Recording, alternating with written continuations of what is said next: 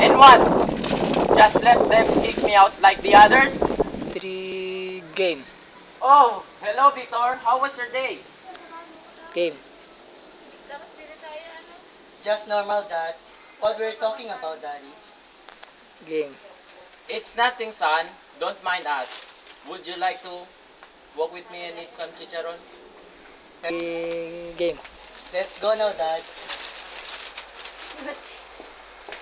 Game.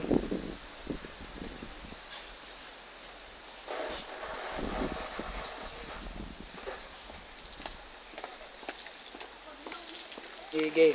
All we need is a little more patience. Love, they will give us what we want in time. I'm very sure of it. Game. Sure, I know you can. I'm sure you'll get what you deserve. Game. Easy friends, easy friends. They won't hurt us. Game. Huelga! Huelga! Huelga! Tatay si Lester! Arayet, arayet. Game.